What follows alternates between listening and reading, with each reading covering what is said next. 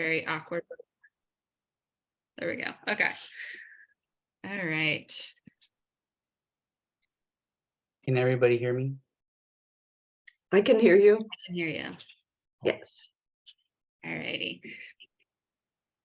Okay, so if you are unfamiliar with Diane Kahlo's work, Diane has, over the past 20 years, made work that has addressed the intersection of violence against vulnerable populations and the human assault on our environment.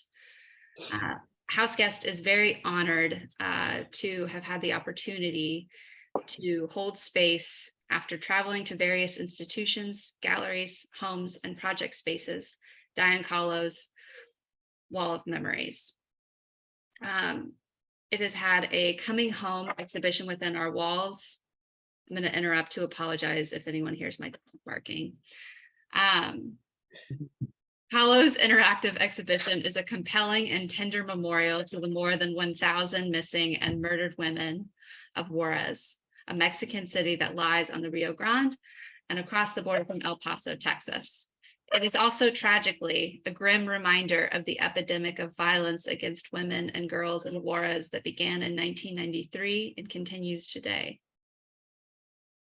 And I'm going to go ahead and read the statement from Diane that she provided for this exhibition. They began counting in 1993. Young women and girls were going missing, and their violated bodies were being found in shallow graves in the desert or in abandoned urban areas in the city of Juarez, Mexico. In 2002, I first saw Señorita Extravida, a documentary film by Lourdes Portillo addressing the epidemic of gender-based violence in the border city. I was profoundly moved, but did not know how to respond to it. It took many years and other influences to understand how I could give voice to the victims of feminicide as an artist and a mother. The work represented in this exhibit was my first response.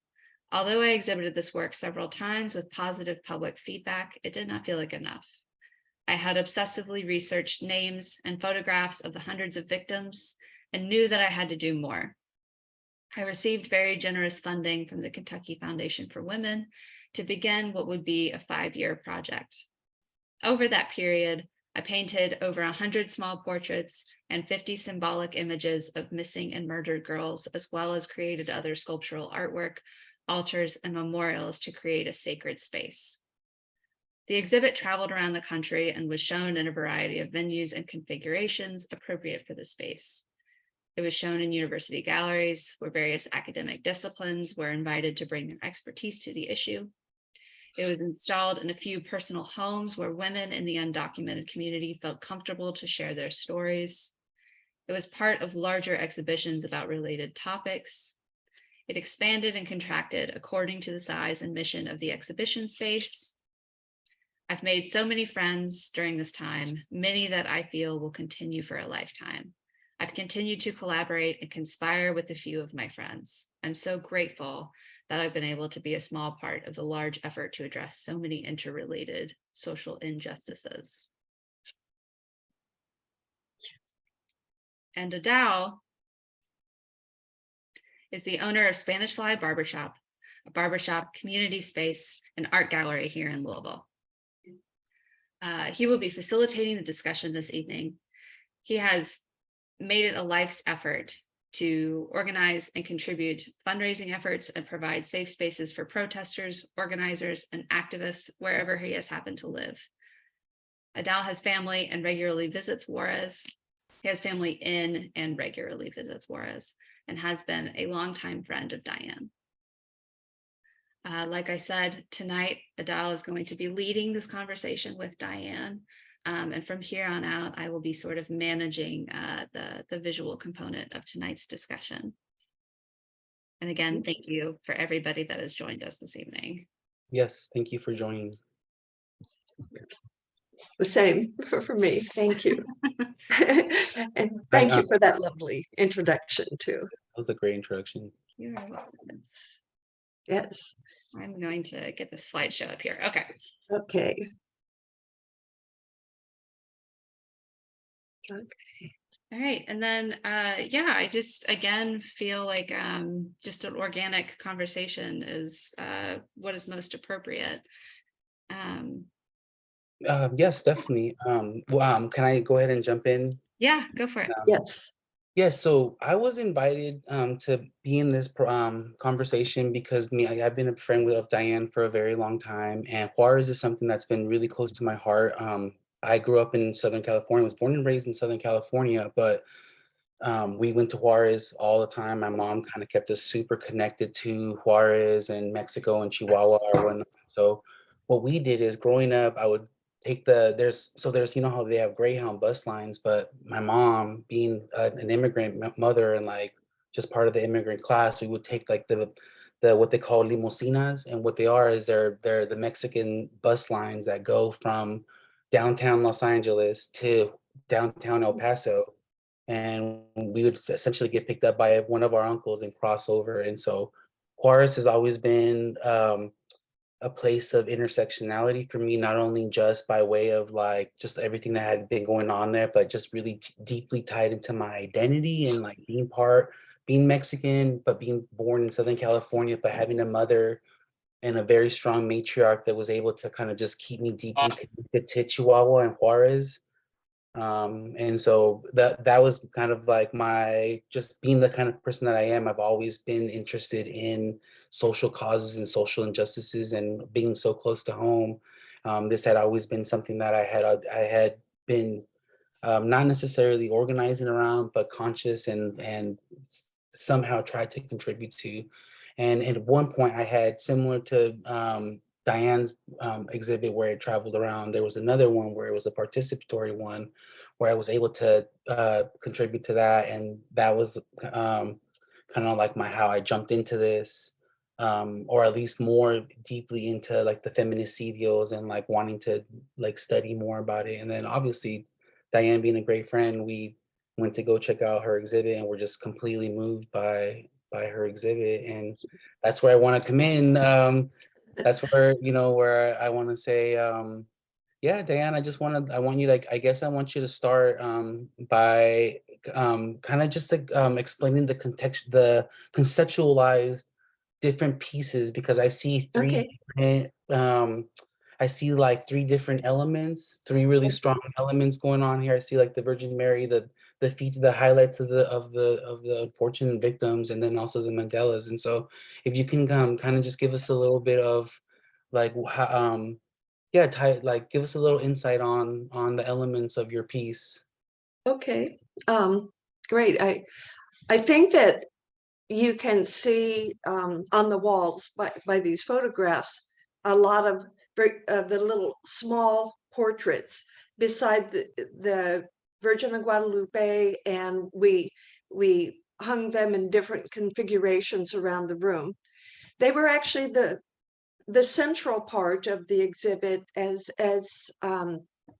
Megan read, I had painted 150, and it still wasn't enough, because we all know that there were thousands of victims and many that cannot be counted. So I wanted to do the portraits as very small icons. I wanted the idea of memorializing the people who wouldn't normally be memorialized with a sitting portrait. I mean, in the history of Western European art, who were memorialized with a sitting portrait? It was always the rich and wealthy.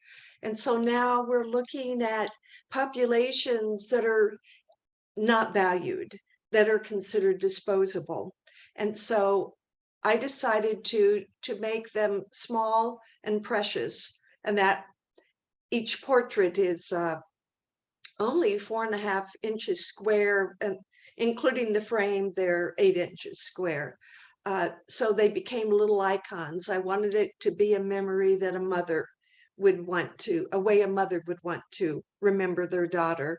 I didn't want to show the violence, the violent end to their lives. I wanted to show them in their their graduation or their first communion or the quinceañera, yeah, I wanted that memory.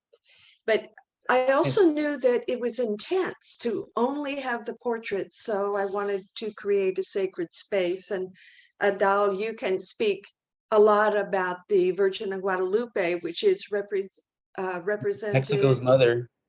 yes, Yeah. um, the patron saint.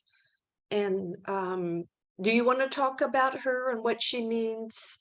Yeah, I mean, it's funny because she means a lot to a lot of people. I mean, she's very, it's like it's very much on one of those like where it could be like tied to a culture without necessarily being tied to your religion. Mhm. And so as far as like the religious aspect, the significance is that the Virgin Mary reappeared in Mexico to I see I'm a recovering Catholic, so I can't remember his name. But essentially, she reappeared in Mexico, and so she's always been historically known as the mother of Mexico because she reappeared to an indigenous man in Mexico, and that's why she's there or whatnot. For me, again, and for why I feel like a lot of people that are involved in art, in like modern Chicano art or just like modern Mexican American art, I feel like the Virgin Mary also symbolizes something that like tied to your culture, tied to Chicano or Mexican American culture, or just even Mexican culture without necessarily being religious. Yeah. And I did want to ask you a question because you did mention that there's a lot of victims that fell to this or whatnot, and so I wanted to ask you how were these particular victims selected right here, or what was the selection process, or how did you narrow it down to? Because in an unfortunate event, there's so many victims, and so it's like I guess I want to know your thought process on how did you narrow it down to the ones that you have. And I also do want to mention that there is a fundraising component to your art piece. I believe that like the individual ones are sold and it goes to, if you can also just speak on that really quick too, on those two things. Oh, okay. Yes, if we were to sell them, and I only have about 60 left. I originally did 150, and in some of the last places we did sell. We liked to think that people were adopting the girls and adopting their story, and the money was donated to. I have donated to a friend of mine who is an activist in Juarez. I've sent to her.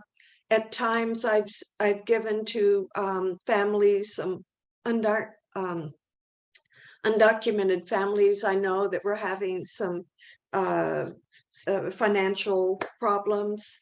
Uh, we've donated to La Casita, which is an Yeah, organization in Louisville. So, and love La Casita. yeah, excuse me, Adal.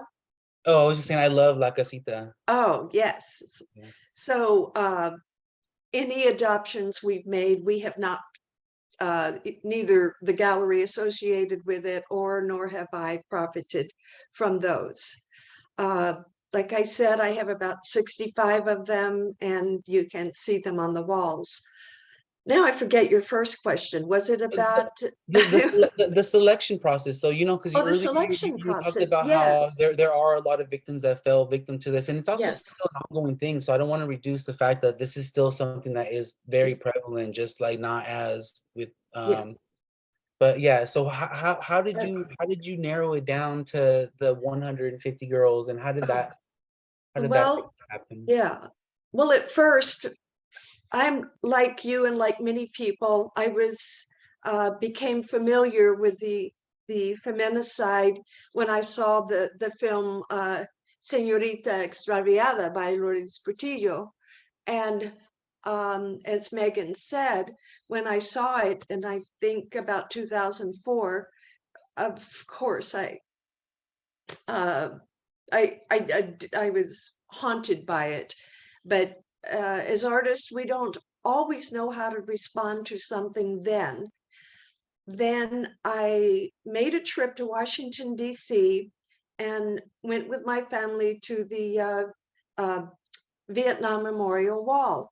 And I began to notice how people responded to just the names imprinted on the wall. They would go up and they would touch them, and then they would trace them. And I would see people weeping, and it made me question how we memorialize. And then I did see that that's what I wanted to do. I wanted to do a memorial wall.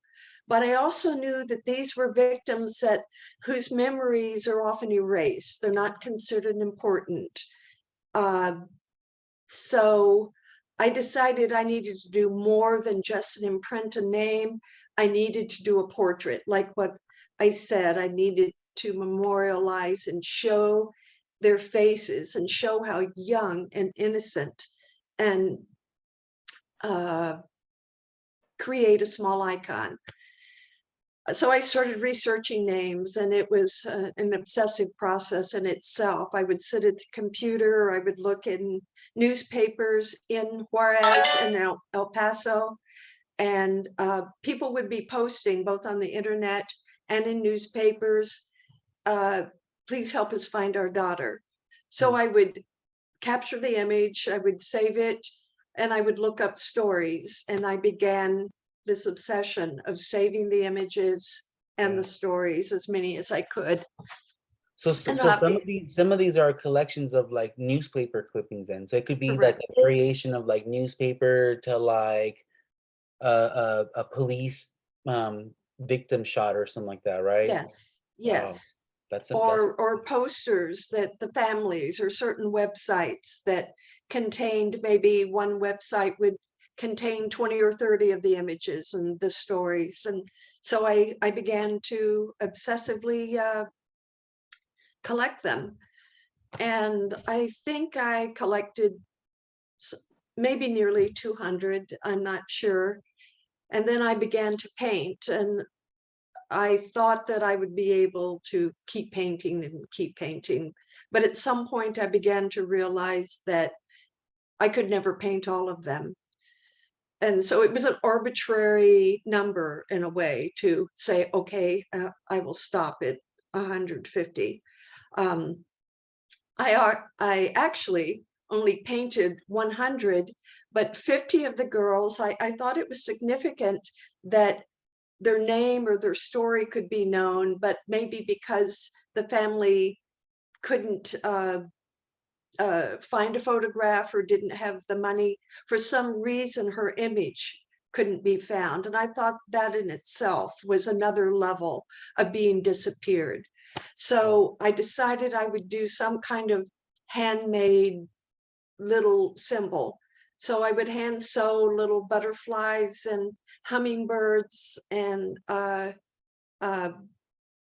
to symbolize her. And then I framed it in the same way that I framed the portraits, that I built the frame, and then I imprinted their names by using one of those like leather stamps where you take it and you hit it, and then you move over and you hit the next letter.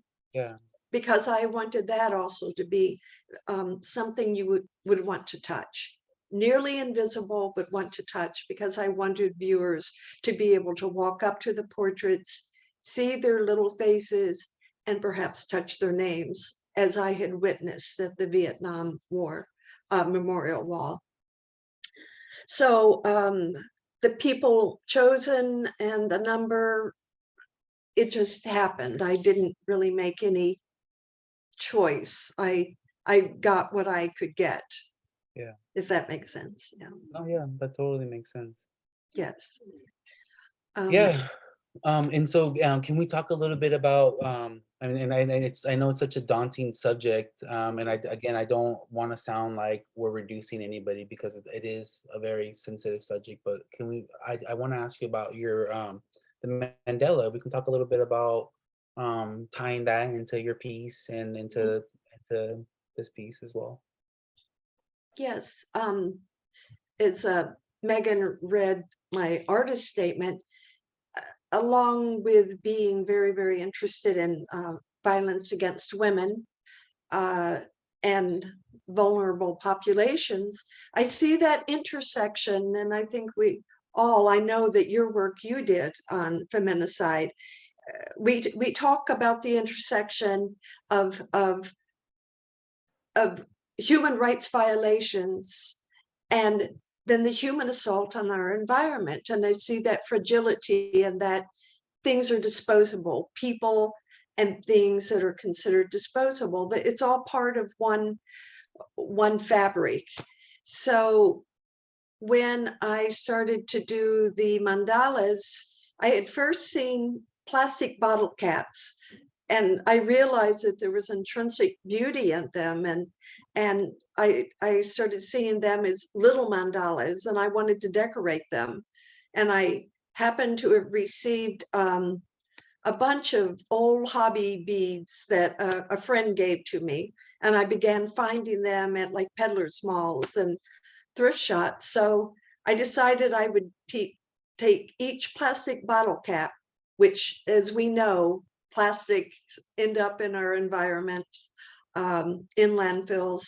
So I decorated each one and then would assemble them into large mandalas,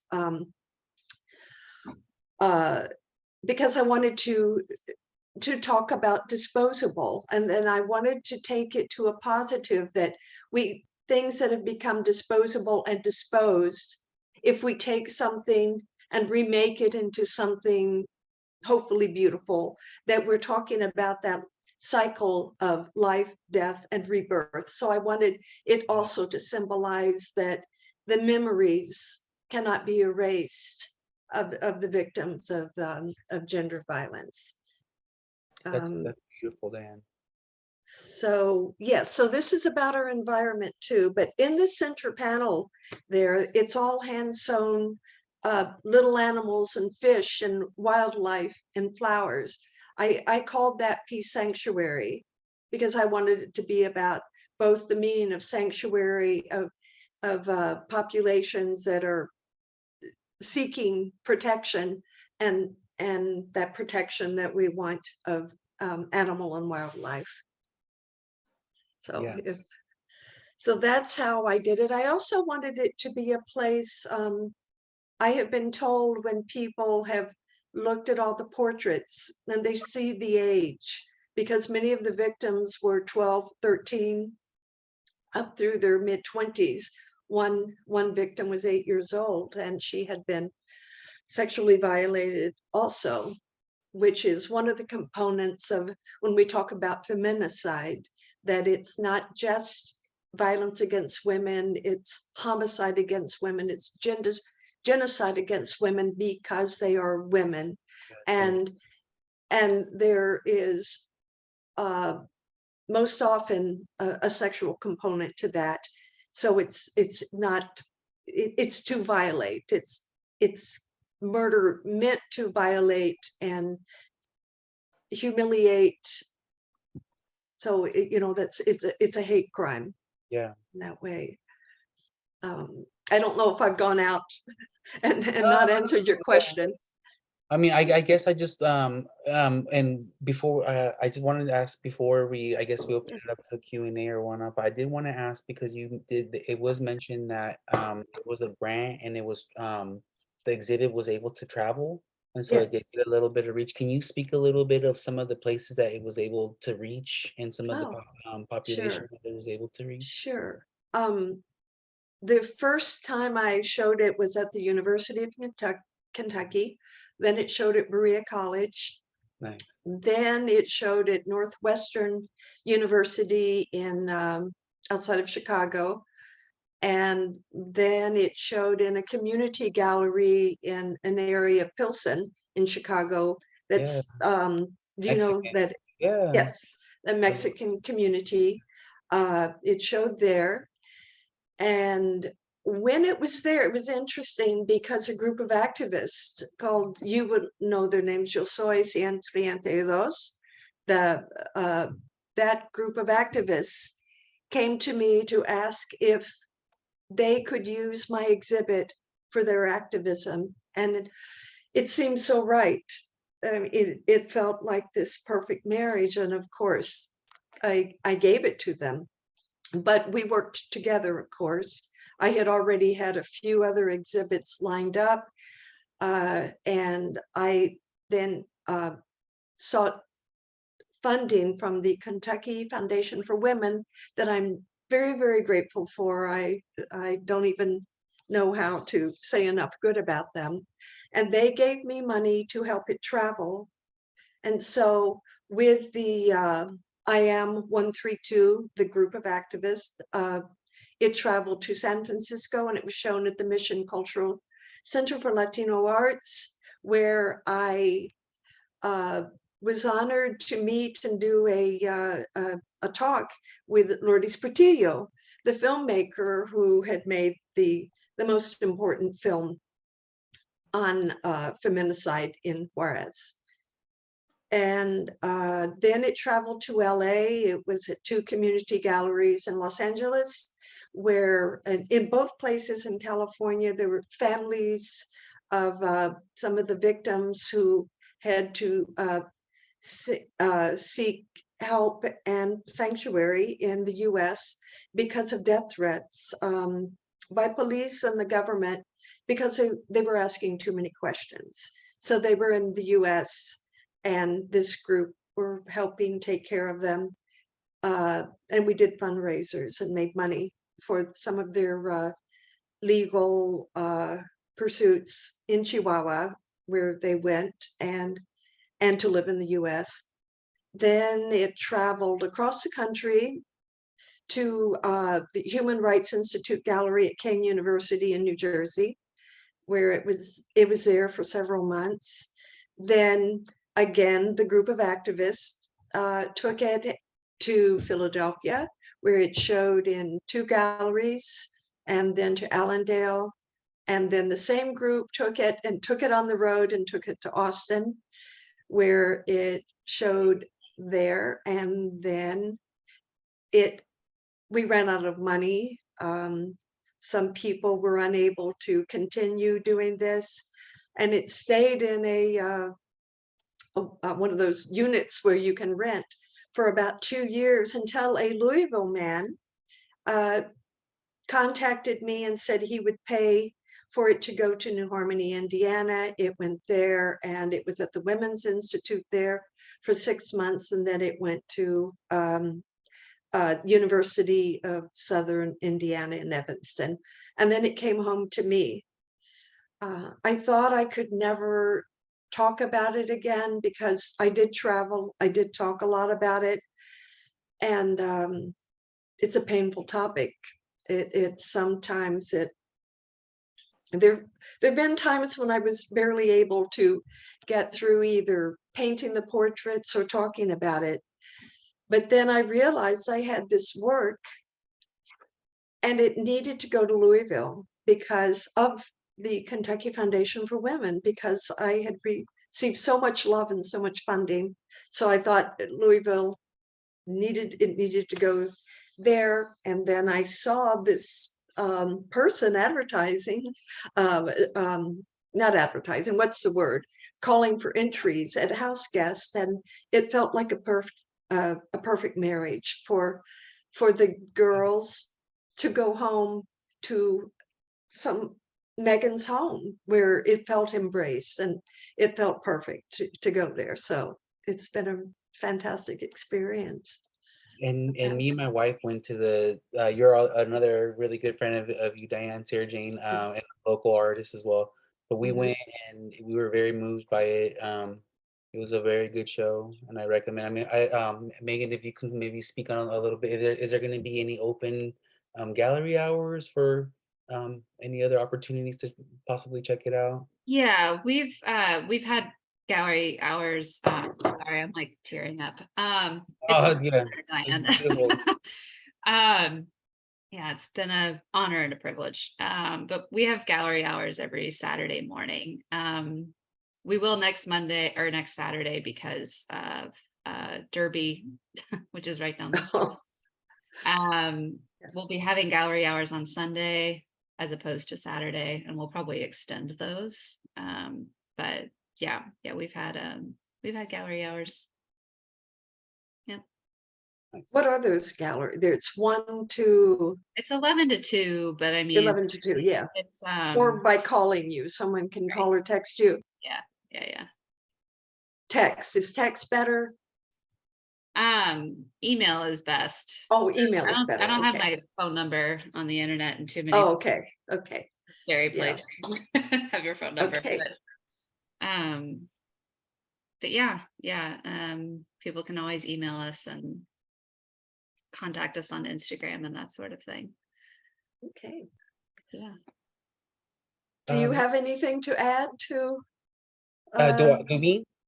Yeah, I mean, I guess the only thing I want to add is that, like, first, I want to acknowledge that most, if not all, of the violence was committed by cisgendered males, and I want to acknowledge that it is a little bit awkward for me to be sitting as a cisgender male to be doing this because we are the perpetrators of these victims. So I want to acknowledge that, and then two, I also want to, I want people to understand too that it is, and again, I'm not trying to reduce anything, but when in 1993, when they finally started counting, because I'm assuming it was probably happening before that, you know what I'm saying? But yes. when in 1993, when they finally exposed and they finally had people, when they were starting to find people, I think people need to understand that this is perpetuated by capitalism. And what people don't understand what maquiladoras are, because maquiladora is not a traditional Spanish word. It's a maquiladora is essentially a factory that mirrors another factory in America. And so what happens is that there's a lot of American companies that set up their factories on the line of America to only have a mirrored like factory on the other side of the border, right? And so when in 1993, when this was finally exposed, and this is all in Lourdes Portillo's movie and whatnot, it talks about it. I mean, it's one of the one of the major components, but essentially what was going on is we were getting products made in our capitalistic machine for these systems to be set up to have these girls just be funneled and just to be victims. You know what I'm saying? Like, I guess the only thing I wanted to add is that whenever I talk about feminicidios, I think that it's sometimes important to talk about the word maquiladora, because again, maquiladora is not a traditional Spanish word. And so when people say that, they're like, what is that? Or what, you know what I'm saying?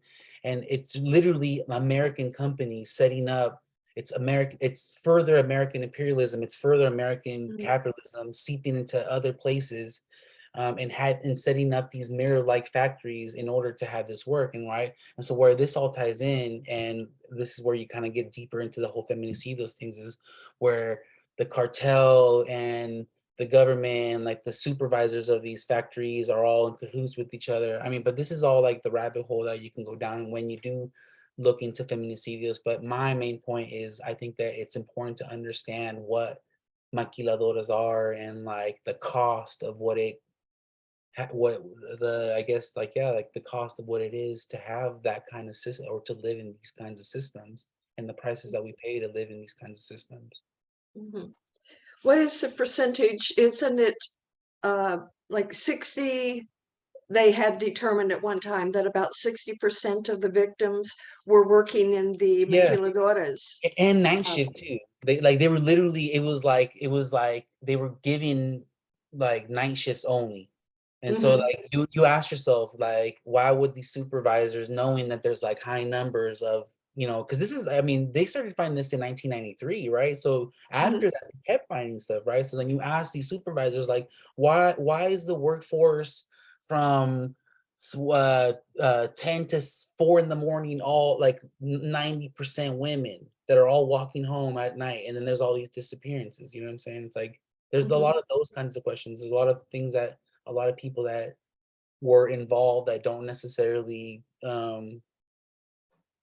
yeah, like they're part of the law and stuff like that, they're all part of the government or whatnot, or part of like the system, because it's crazy to think about, like it's crazy to think about how it's just in our backyard, but we in feminicidios there's been, mass burials of like 3 to mhm, 500 women. And again, I don't want to sound like this, like I don't want to sound like this like first world activist or whatnot, but that doesn't seem very close to home, you know what I'm saying?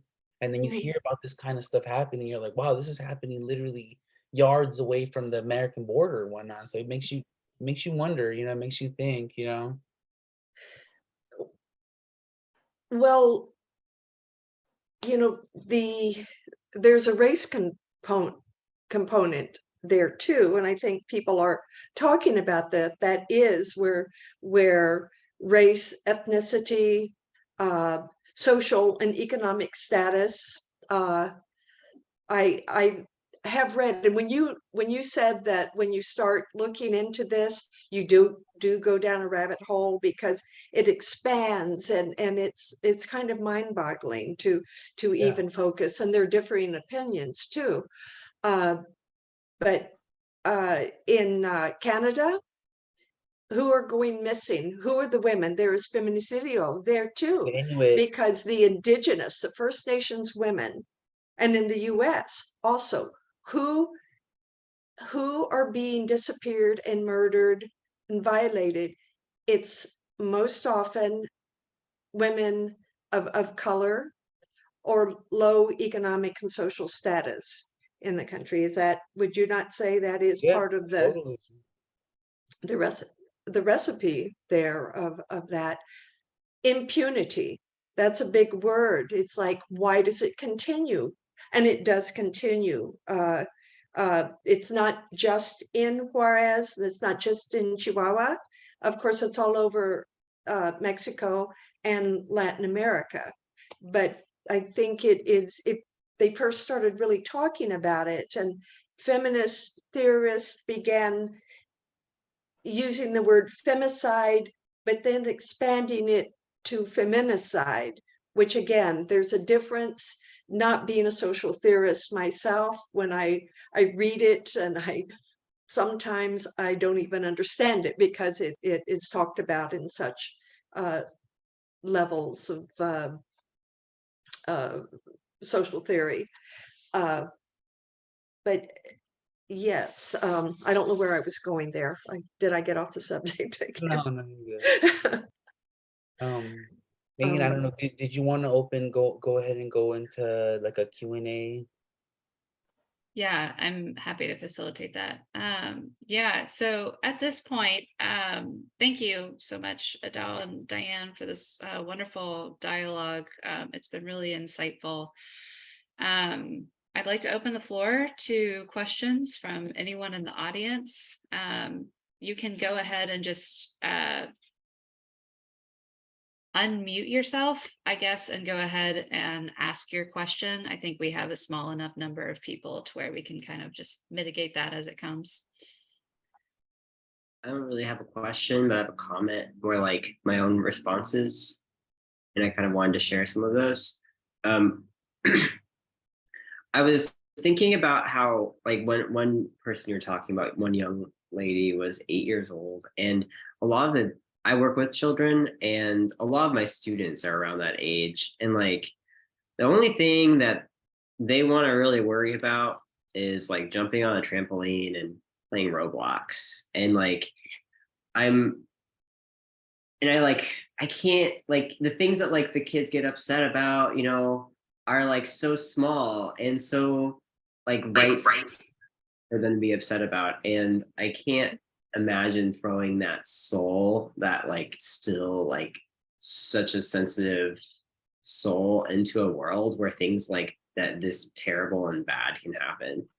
And I'm really like feeling the the girlish, the particularness to the girlness really present in this art. And like feeling like, especially like some of the those craft beads, like really filled me with that like little kid wonder that you kind of get looking at materials sometimes. Mhm. And I think that the material that you chose really kind of captures that, like, Yeah. making something for a girl, making something for a very, not a woman adult yet, but like that person who is like developing into an adult, but they're not there yet, like that stage. And I really appreciate that. No, thank you. Thank you. And Can I just piggyback too on a little bit of what you just said right now? Because I had a similar thought of when Diane was talking about, when we were talking about the numbers of who she, or like when she came up with the numbers or whatnot. For because it kind of relates to what you just said right now. I also thought to myself, how if someone was doing this exact topic but on gun violence, like how could you stop yourself on what number of children, because there's so many children out there that have died, you know what I'm saying? So it's like you're looking at the breadth of the stuff that you could potentially use for your art, and you're like, holy crap, this never ends. And it's like, unfortunately, there's a victim tied to every one of that. So I also thought of that childlike thing when she was talking about that, because that's what I thought to myself. I thought to myself, like, wow, if there was an artist that was like trying to pick how many children, like, would they stop at Sandy Hook, or like, do you know what I'm saying? Like, where would they stop? You know, because there's just like an unlimited number of children that are dying because of this, of what's going on. You know. Sorry, I didn't mean to. I just wanted to piggyback off that. I apologize. no, wow. I don't know if I consciously knew I was doing that. I think, and yet maybe, I mean, sometimes I think we don't always know. I knew that I had something that children use for craft, but I wasn't, I don't think I knew that it would relate quite that way. So thank you for saying that. It adds another level of meaning for me personally. That And it might also be also generational to like my age group. Like Mhm. I mean, a lot of these people are millennials, and so like those particular kind of crafts, like especially the there. If you can, Megan, would you be able to find the big pink mandala? The centerpiece. Not Oh, the that one one. on the floor, Yeah, the one on the floor. the one on the That floor. that one Yes. is especially it has a lot of like, it looks like there's like pieces of the dress that you had taken off and like attached. I'm not sure. Yes, I did. Uh, uh, That's it. somewhere, That's it. That's the yeah, that one. one. I mean, is there any Yes, closer pictures of it? Is that the closest? yes. Though all the fabric used in those were from prom dresses I would find at Mhm. thrift stores or peddlers malls. Uh, and when I saw them, I felt that they were imbued with memories. It felt like, and again, using the word disposed, they were used and then they were put out to be sold for $10 or $15. And most of the, and I felt something when I saw the dresses. So I began buying them. Uh, and I pretty much knew what I wanted to do with them. I knew that I wanted to create a mandala from them. I knew that I wanted to hand sew everything. And I knew they had memories. And I wanted this piece to represent the memories that will not be made because of the age of the girls whose life have been cut short. So I deconstructed the dresses, and many of them had some tears and stains on them. And then I sewed them. I did almost all hand sewing. Uh, and then I went to the same kind of places and found jewels, junk jewelry, because I felt that that was imbued with memories too. And I wanted to sew them into the dress. And again, I did use hobby beads, beads that children use. And I did not directly think what I was doing. I don't know why I was attracted to those Well, beads. And I yeah, wanted to embellish the dresses, and um, woven into parts of it, I actually, well, in one piece I could say I made before, I actually cut my own hair and sewed some of my hair into something, but in this case, because I made it large, I did buy artificial braids and weave the braids with some ribbons, because in many, especially in indigenous populations, there's a rite of passage where you will weave ribbons into your hair for different celebrations. So I wanted this piece to be about those rites of passage of from childhood to adulthood that these victims would never be able to have. So I wanted to create a memory box of stolen memories. So that is what this piece is. And I would say that you're really successful in that, because that's definitely, I felt like it was a rite of passage mandala when I first looked at it. And the feelings that I have about it particularly are that it's not that adult stuff. Like, I mean, I can't imagine an adult woman wanting to wear a prom dress. Yes, You know, like it's like this I don't very know. specific time. I mean, maybe for fun, but no, I can't, like that's like it's No. very like, specific age, like 17, 18, right Yes. at the cusp of something changing, but like still like not a stage that you can really go back to or retract to. Like, so you were saying that a lot of these things are thrown away because it's like, yeah, when you're like 20, you're like, what are you gonna do for that prom dress? Like, I don't want to hang on to that. It's no, it's like you just don't have that in your space in your life at that point. But like these people didn't get to, so these like encapsulated time with this person is like, it is like that crystallized precious time, right? And it becomes all the more precious, this prom dress that would, you know, if someone gets to live into the age of 60, the prom dress, it doesn't really matter so much in the grand scheme of their life. But I wanted to say, and I don't want to keep talking too much, but I wanted to say, This is great. I love what you're saying. Yes. thanks. I wanted to say, I'm speaking from experience. I grew up female, so I get to like, Okay. I'm not just talking off the cuff about periods and whatnot, but I'm very like this also makes me think of like someone's first menstruation.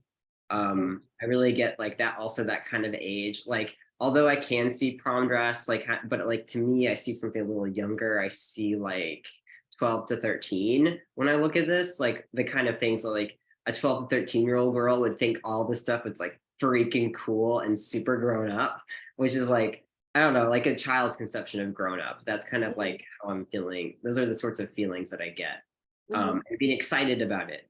But the like the colors, the softness, everything feeling very I mean it feels very like it feels very vagina-y to me. That's great, because I really did. I was intentional with that, with the lotus flower and the puffiness of some of the flower leaves. Yeah, I mean, which I love. I'm all for it. Yes. But I mean, with that in mind, that made me also think of like that moment of when you're you're still somewhat a child, but you're also like becoming a teenager and you have your first period, and how weird and scary it all is. And it kind of makes me think of that too, but also that being like, well, welcome to Aunt's Flow or whatever you want. Yes. Wow. Well, that makes me feel so good, because you never know when you start to do a work of art, or when you're working on it and you complete it, you never know if you've successfully said what you want to say. And those are exactly the things, including, I don't know if you noticed, but there are many, many, many those corsage pins in there. And I wanted them to have that symbolism of not only the little tool used to maybe give a corsage, but I wanted them, because they are penetrating that fleshy areas of those pink leaves that are sewn into that. So you saw what I wanted you to see. So I'm very grateful, and grateful for the response. with that. Right, because it So doesn't yes. mean you don't want to like put your finger straight all over it because you see those pins, and so that kind of tells your mind, watch out. Yes. Yeah, Yes. yeah. I wanted to say the term feminicide, as people are talking about it now, it does also include and as Adal said, we're talking about colonialism and all of those subjects. We could go down a rabbit hole talking, but it doesn't just include born of cisgendered women. It also includes what they would say feminized women. So the violence. So it's against bodies that are feminine or feminized. So, and I'm not saying it very well, and that's why I make art as opposed to talk or write very well about it. I feel like my best language is through what I can do with my hands and what I can make. Diane, I have a question for you. Yes. Like, cause it's when they were zooming in this photo. Were the marigolds intentional too? Cause like marigolds Yes. are kind of like symbolic for like the transition to death and all that. So I just wanted to. Yes. And Adal, you can speak a lot about the use of marigolds and the Aztec word in terms of life and death and Dia de los Muertos. Oh Lord, I butcher those words. The Nahuatl words. Yes. Yeah, I can't pronounce it, but yeah. Oh, good. I'm glad because I slaughtered all the words. I was hoping you could do better. Yeah. Yes, but the So symbolism. yeah. Oh, I behind just, the marigold. Oh yeah. I mean, yes, yes. you just going back to this. It's very. I mean, kind of like it's Oh, been. exactly. Or something. Yes. It's just kind of like the flower that is used to just kind of connect with like the afterlife and all that. I mean, we've seen Coco and all this stuff, so it's like it's definitely been really popularized Mhm. recently with all that. Um, yeah. What Yeah. was Yeah. the And question? I think in Indian culture also they've Yeah. made altars Mm. using the In the same way too, in the same sense to mhm, symbolize like a yeah, interconnectivity with like the afterlife and all that. mhm. Yes. I want to add this, when Megan and I first began talking about having an exhibit in her gallery, we definitely agreed on that when someone is the gallery director or the curator, that it becomes a collaboration.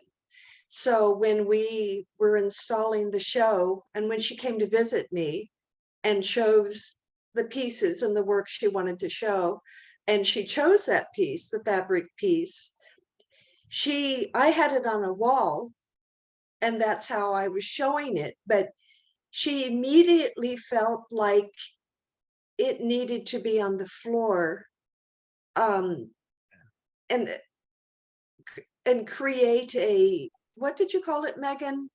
A memory pool? A I was thinking like a reflection pool, yes, or like a yes. meditation pool.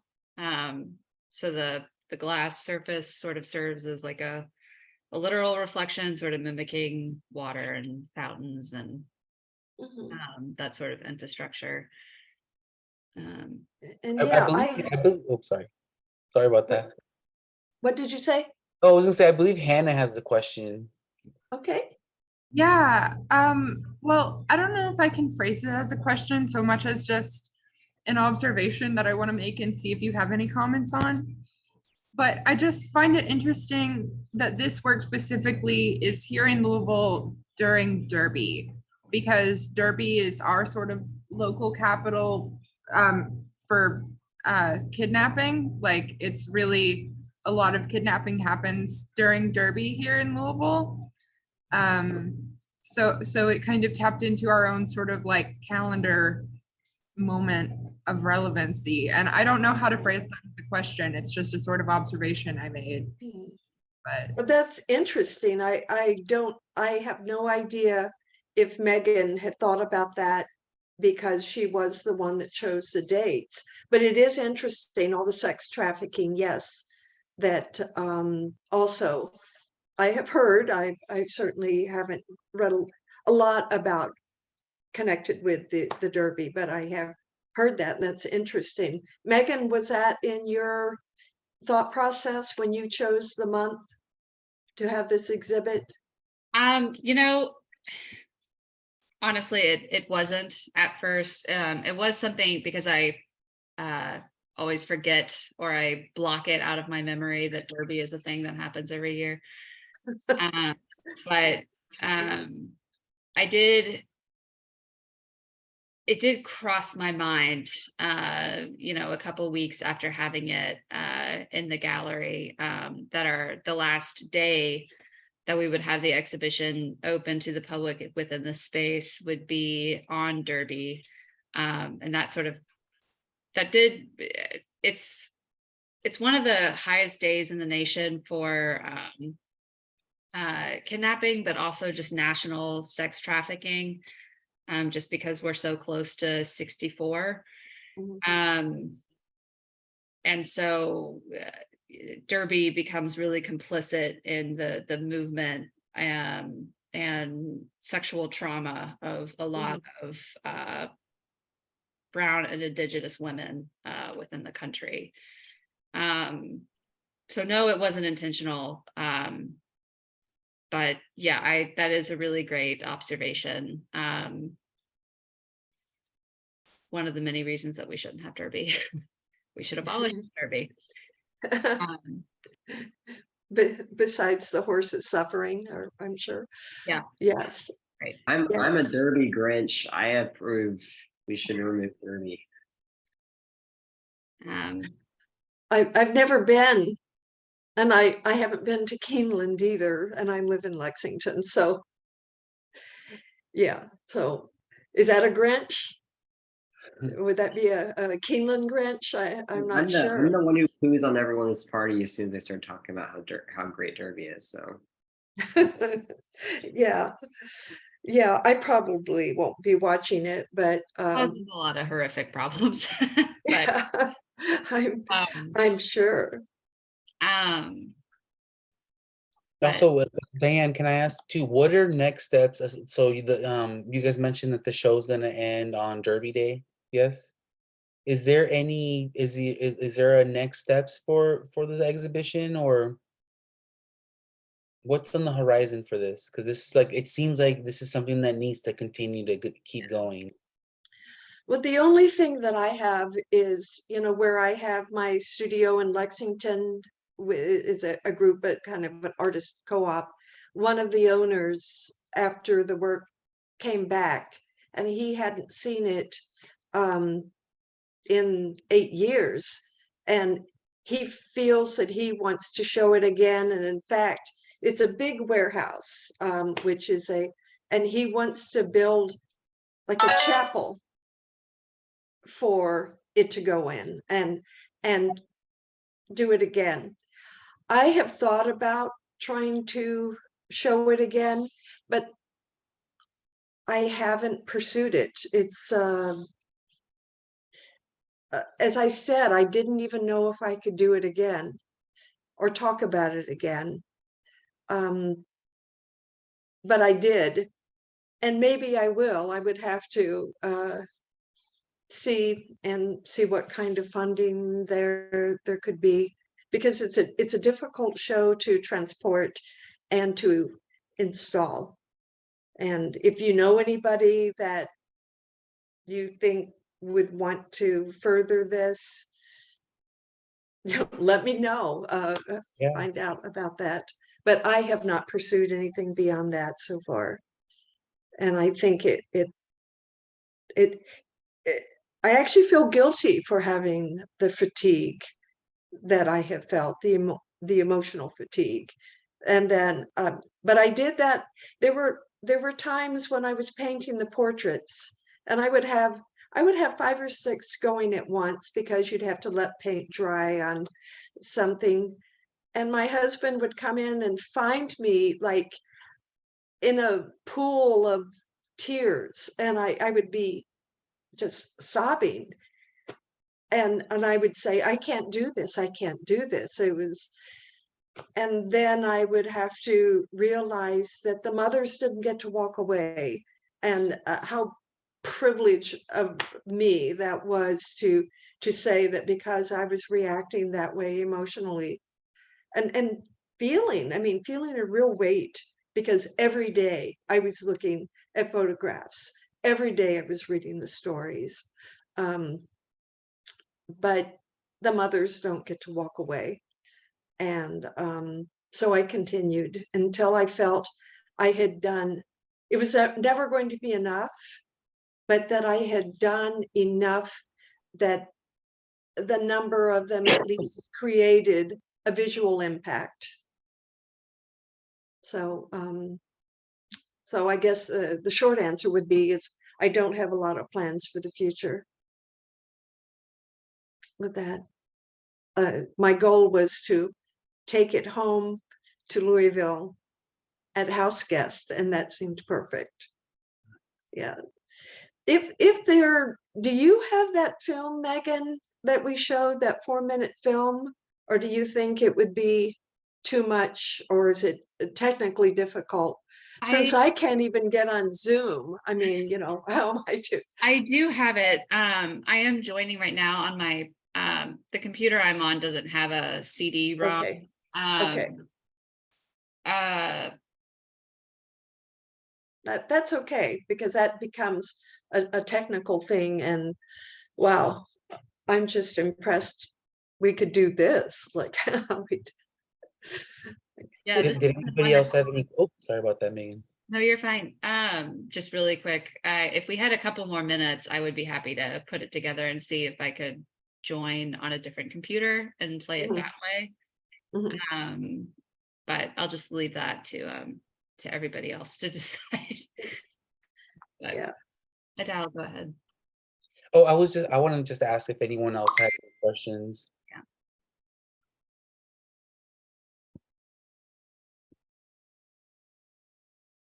Megan, did you, as you, because I realized that you did start doing research on this because you learned a lot. Was this something that you knew about specifically, about the feminicide And in Laura's? yes?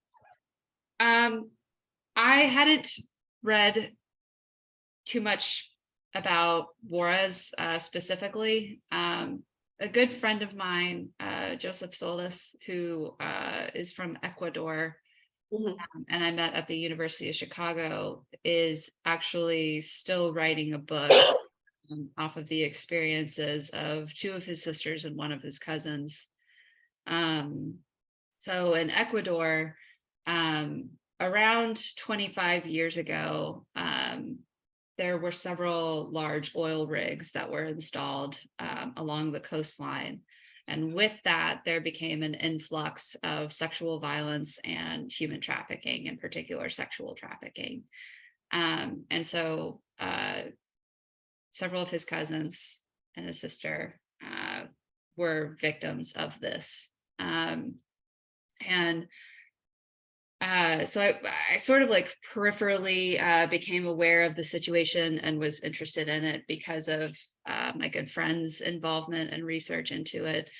And then when you reached out to me over the summer, the similarity in stories really kind of caught me off guard.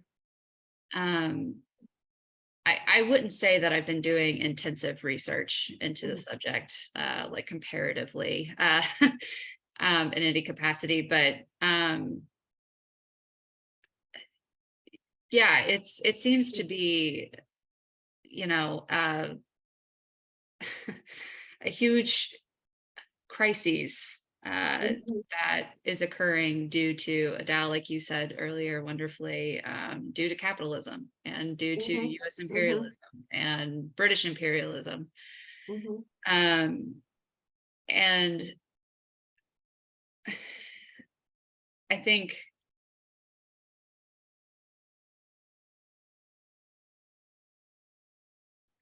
Yeah, the scope of that is really difficult for me to wrap my head around. it is. And I think that's why this exhibition was so powerful for me, is because the problem is so gigantic and kind of like how we've been discussing, like Adal, you said, this is because of capitalism, and it's because of factories and infrastructure that's being put in place in Juarez, and there's a direct connection between this violence and the demands of the American economy. And Diane, you said, that you're interested in environmental justice and its connection with this, right? And the more you talk about it, the more you find that it's all interwoven in this really shitty, terrible, violent way. Mhm. And I think your work brings it back down to a story about something that is happening to people one by one. And it directly impacts their families, and I mean, of course, obviously ends their lives. And it's I thought you did just a really excellent job of providing a safe place for the audience to contemplate something so hideous and hard. Yeah, it's an honor to host it here. Yeah. It's been an honor for me. It seemed like a perfect marriage of the space, the warmth, that it is a home. And as I said, it has shown in some other homes before, and I loved it. It was a very different experience than having a huge university gallery with all the special lighting and all the space. And I actually enjoyed it in the more intimate spaces more because it felt like it enveloped the girls with a kind of love. So yeah, I don't know what else to say. Adal, do you have anything to add to the why? One of the questions I was always asked a lot was there would always be some, and I'm assuming Republican men, but they would say, well, men get killed. Why didn't you do this about the gang violence in Mexico or in Latin America in general? And Or like the whataboutisms about that kind of stuff. yes. Yeah, like I would say that I think that the one stark contrast between that, I mean, other than um most of the time the violence has been perpetrated by men. Like most of the feminicidios, 99.9 have been men. You know what I'm saying? Where it's like not the same case on the flip side. On the flip side, it's also men killing each other versus one, it's like killing a gender because of their gender, and the other one's just killing each other because we're idiots, you know? I was gonna say something and I had it in my head and I just lost it. Good Lord. You're not old enough to be doing that yet. Yeah. I Yeah. hit my head right here and Do I you just lost it. talk about machismo? Oh, No. no, Besides back to colonialism. no. Um, I'll remember right now. I'll remember. well, don't call me at 3 in the morning if you when you think about it. Yeah. Yeah. Um, Yes. Do no. you happen to have a photograph of the piece that you did for that early? I might say I am not the only artist that has done artwork on this. Um, Adal was actually part of an exhibit earlier, like in the mid 90s. 2000, no, 2000 like 8. Yeah, around 2008. There's an artist named Irene Simmons, and so I also think that like this kind of topic also really reflects the kind of art where the artist wants to have a far reach, you know, because very similar to this exhibit, her exhibit was what it was. It was a bunch of pink crosses, and there was a lot of like similarities where she also took dresses. So Mhm. that piece was called Redressing Injustice. It was by Irene Simmons, and so she just took a bunch of dresses, also from the thrift store, like prom dresses and all kinds of stuff like that. And she took a bunch of pink crosses that were painted pink, or a bunch of wooden crosses that were painted pink, that were gonna have those dresses hung on them. And what it was is that participating artists can get a dress and essentially do like either a poem, an art, or something like that. And so that's what I did. I just did like a little poem on a dress that this exhibit went out like it was more set up for like an outside one, because like the little wooden crosses were like stakes or whatnot, like the wooden stakes. And Mhm. so what they did is they Mhm. went all over colleges in courtyards, like college courtyards, and set up these big installations. Well, one day in one exhibit, I don't even think I contributed to the one in Stanford, but I don't know if that was the one that was it. But in the time that that exhibit was traveling, Irene Simmons walked by the dress that I did and was like, "Wow, I really like this dress." And she pulled it and put it on, and took a photo of her in the dress in her installation. I have the photo, but Diana, I'm gonna admit I'm like you. I'm very tech not. I would not be able to put it on. I could show you. I could like put it up on my phone like that. Like Yeah, that's all I can do. yeah. And I'm But lucky even to do but that. even going back, like this is also like I do want to say that like I want to acknowledge, because like this is something that also hits really close to home. Like I had a cousin and an aunt that fell victim to this exact same thing. That again, going back to like just not necessarily having one thing, or like one exhibit, or one sort of like effort in this, but it's just been something that like going back about, it's just been very close to my heart. Even having a daughter now, like I have a little daughter, and it makes me think a lot about this kind of stuff. um Mhm. and like the need to have like this kind of exposure and all that, and like the need to um yeah, to have this Like, this sort of thing more like acknowledged. mm, Oh, I went back to my train of thought, exactly what I was gonna say, because it asked me there. I found it. Okay, so you basically, your question was the difference between the men and the women in this, right? And so that was mhm. your question, right? And so I think, in my personal opinion, I think going back to that thing that I had mentioned about how this doesn't necessarily feel like this is happening in the back yard of America, right? Where I don't think that, like, for instance, like, like we found like a burial of 300 to 500 women, of recent women too. Like, now I'm not even talking about like people from like, if this wasn't like an archaeological dig. I don't think that we would have had the same reaction if it was men. Like, I think that we live in like a sexist world that I think that, to answer your question, the one thing that did make this really starkly different than anything else was the fact that they were finding mass burials, and then if you go back to to Lord of This movie, and you go into back to some of the other early findings and early reportings, like in 1993, that's kind of how it founded. Like that was like the big news of like, oh wow, we just found a grave in the Chihuahua Desert, and it has 300 women in it. You know what I'm saying? And thus the story began to unfold of like, why the heck is there 300 women buried out in the desert?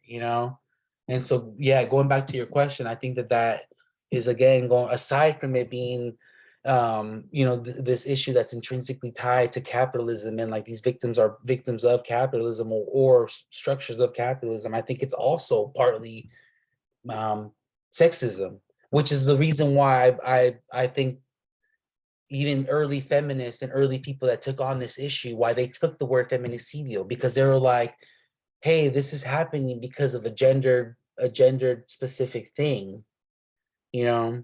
Like, I don't, for instance, like if it was men involved, again, going back to the maquiladoras and the government and all this other stuff, like a lot of the supervisors that were like, when they went back and they did investigations of the women that were missing, and they found that basically when when the investigators were able to tie where they were working, they always had a male supervisor.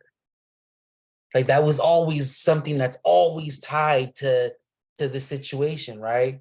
And so then you call the cops, and obviously the cops are, 99% guys or whatnot, and so, and then they're also in cahoots with each other, right? Because they're getting money from the cartel. And it's really easy to sound like a crazy conspiracy theorist on this, but it's sad because it's true. This all this stuff sounds, and it's all really happening. It's like, I feel like going, even touching back on how you said about going back to race, like it almost seems like a conspiracy theory because it's happening to brown and indigenous girls and black girls. You know what I'm saying? You start talking about this other stuff, and then all of a sudden it seems like conspiracy theory, but Mhm. it's happening in our backyard. So, but yeah, just, I guess, to answer your questions, I do deeply feel that this is, a sexist issue, and it's unfortunate that we live in a sexist world where something like this can happen. Like, I don't think that it would have happened otherwise. And I also do believe that it's very smart. I mean, you don't want to talk strategically about these kinds of things when there's victims or whatnot, but I think it's very smart to have used the word feminicidio and to have used that sort of like not rebranding, but reclaiming of that sort of word to kind of bring up this issue, or just kind of bring light on this issue. Mhm. Sorry, I Do lost my you, train of thought and I got it back, and I'm really happy that I did. do Yeah. can you recite the poem that you wrote? Yeah, it's kind of embarrassing, but it's really short. No, it's Um, beautiful. Thank you, and it's also, it kind of has that same sentiment of like, kind of like being the voice of the voiceless, or being like the voice of a population of people that had their voices taken away from them. Give me 1 second. While he's looking, I can say that uh, Adal uh, I don't think he's doing it now, but he's full-time father, husband, son, and has his own business. But he was a member of a very, very popular punk band in the Bay Area and LA. So he wrote a lot of music and literature, as well as being an activist and a feminist. So yes, I saw a photograph of that dress. Oh, and I Um, cannot find it. did you find it? I cannot find it. Okay. The pink crosses he's talking about in Ciudad Juarez, one of the, it's become just this thing that people say, families began installing pink crosses in the where their In the child's crossing. daughter, yes, Yeah. especially in the cotton field, the famous one, the famous ¿cómo se dice? The famous cotton field, where Mhm. there are like the 8 or 11 crosses found in mass graves, and so they would put up pink crosses, so that became symbolic of Wait, are you talking about Marfa? no, not Marfa. No, I'm Mm. talking about the families installing them in Juarez, where their daughters were found. And so it became a very striking symbol.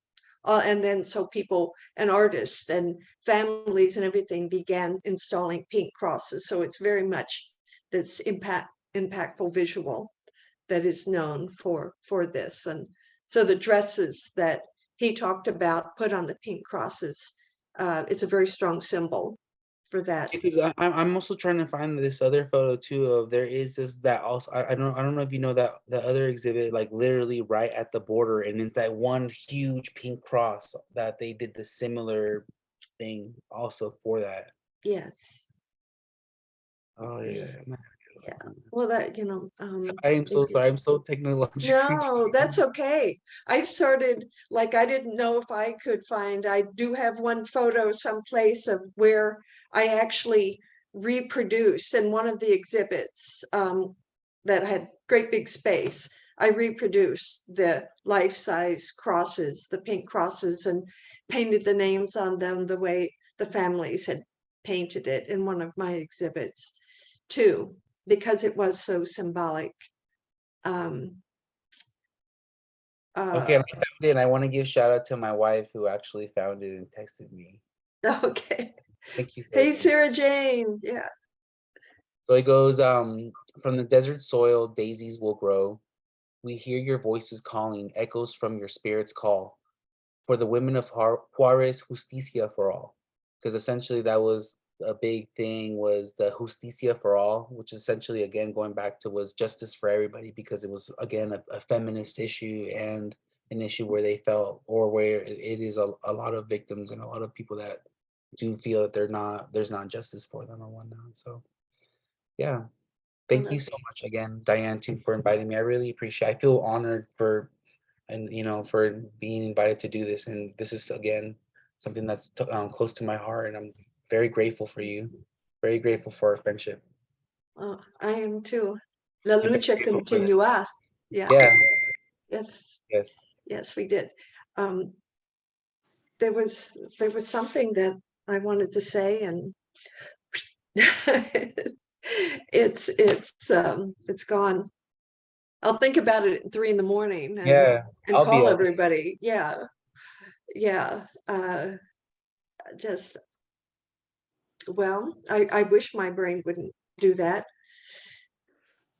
Well, And I wanted to Megan, say thank you so thank you, much Diane, too. too. Sorry. Oh, I just want. Sorry, dear. Go ahead. Sorry. I was muted and my face hidden for most of it because I'm downstairs with the kiddos and he's upstairs in his little sanctuary.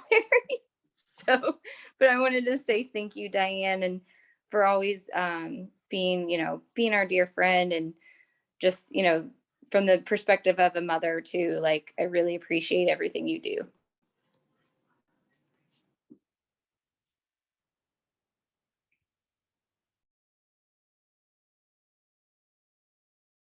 Oh. Yeah, sorry, I wanted to make sure everyone had finished their thought.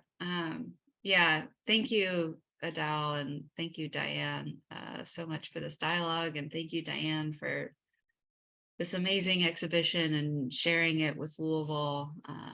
Thank you, Adal, for your time and your thoughtful questions, and contributing your insights and knowledge tonight. Really appreciative to both of you. Thank you, Megan. Thank you for the honor. I appreciate it. I'm going to sign off. Thank you again. Yeah. We're going to try to check it out one more time before it goes too. So Wonderful. All right. Thank you. Thank you, guys. And thank you, everybody that joined us this evening. I'm going to go ahead and sign off as well. But everyone have a lovely evening. Be safe.